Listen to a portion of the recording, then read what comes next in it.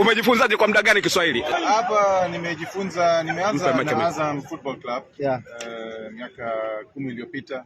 Then ilikuwa Simba Sports Club na Taifa Stars, kwa hiyo nimeshazoea. Namna gani ulianza kujifunza Kiswahili na ugumu wake, urahisi ulikuwaje? Unajua kujifunza lugha ni rahisi kama una mpenzi ambaye anakufundisha.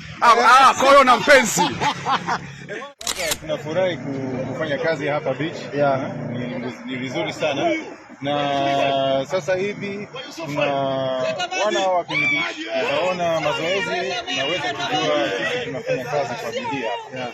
Sana kama unavyoweza kutazama nyuma, kuna basi ambalo limewabeba wachezaji nguli kulikweli, nyota wa Singida Black Stars, na wataweza kushuhudia hapo pamoja kufanya mazoezi eneo la Coco Beach, Dar es Salaam, ili kuweza kujifuafua kuelekea international break. Yote tutapata kusikia hapa Like Media. Mimi ni sports commentator fundi kweli. Unaweza ukamuona mzungu coach, unaweza kumuona kocha kabisa, kocha wa mpira. Mimi namkubali kweli, tutaweza kumsikia baadaye atuelezea ufundi mzima. Karibu exclusive kabisa ya mazoezi ya Singida Black Stars. Baada kuona baadhi ya nyota ambao watakuwepo hapa, ambao atakuwepo kwenye majukumu ya kitaifa. Na hivyo kama unaweza kuona cameraman anakuonyesha wamba kweli, kina Elvis Lupia unaweza kuona hapo, kina Kennedy, wote ni wamba kweli Singida Black Stars.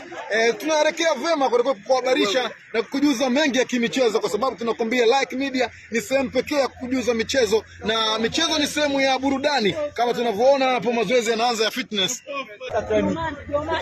kidogo with Swahili kidogo. So what I try to say is this: it's international break, but right now there are some players Lemani on the Singida Black Stars. This is the fitness. So what can you expect after international break? Just one question. Okay, we are here to build our fitness.